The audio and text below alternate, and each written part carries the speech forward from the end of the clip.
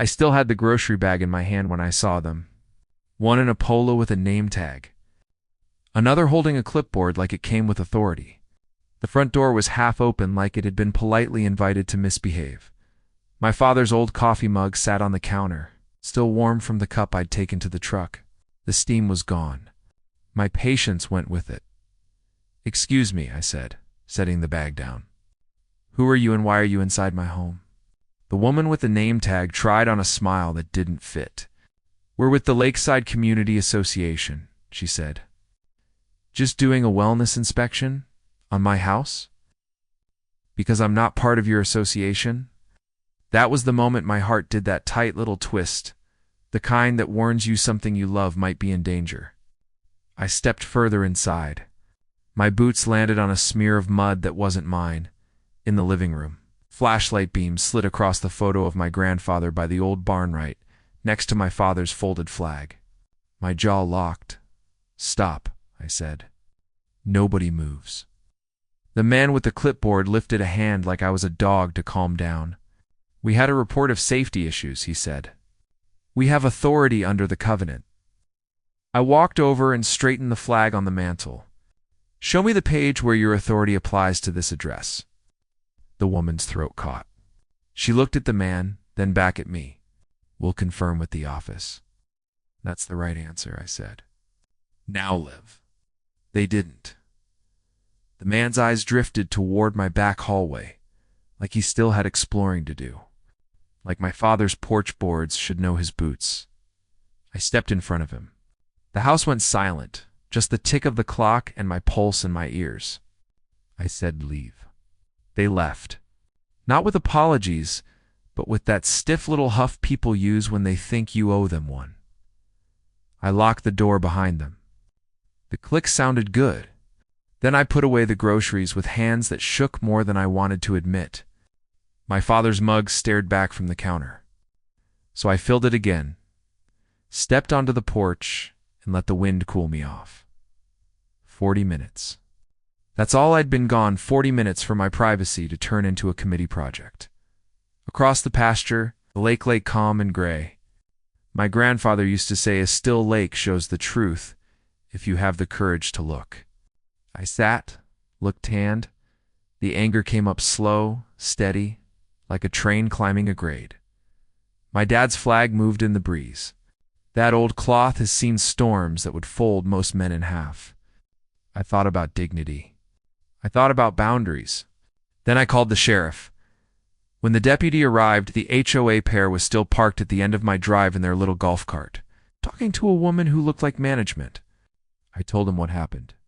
He listened, then walked over to them. There was a lot of finger-pointing and polite arguing when he came back. His tone had that neutral calm I've only heard from men who've settled more disputes than they care to count. "They say a neighbor reported an unsafe condition," he said. "They say they had a right to enter based on their covenants." "Your report should note that they're wrong," I told him. "This address isn't in their HOA." "That's what they said you claim," he replied. "Do you have proof?" He didn't mean it rudely, just like a man who trusts paperwork over promises, so I brought him my deed. Then the plat map. Then the county GIS printout. On the map, my parcel sits outside their boundary. Quiet fact that never asked for debate. I pointed to the line. "This one. That's where their authority ends. My father bought this land before their HOA existed. He died on this porch with that mug in his hand and that flag flying right there. I won't have strangers inside his home because some committee got curious." The deputy nodded. "I see it," he said. "I'll write it up." Then he added quietly, "You got cameras?" I shook my head. "Get them," he said. "People get brave when they think no one's looking." That night, I pulled every document I could find.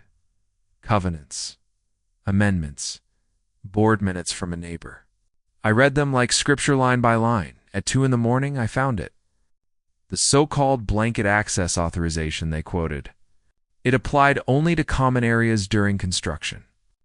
Expired 10 years ago. Never applied to homes outside the boundary like mine. I didn't sleep much, but I smiled once. and it wasn't a kind smile in the morning. I called a surveyor buddy who owed me a favor for pulling his truck out of a ditch last winter. He came by with his gear and walked the property line. When his scanner beeped, he grinned. "Clean," he said. "They don't have an inch on you." I printed his report and called the HOA manager, offering to deliver it by hand. She wanted me to email it.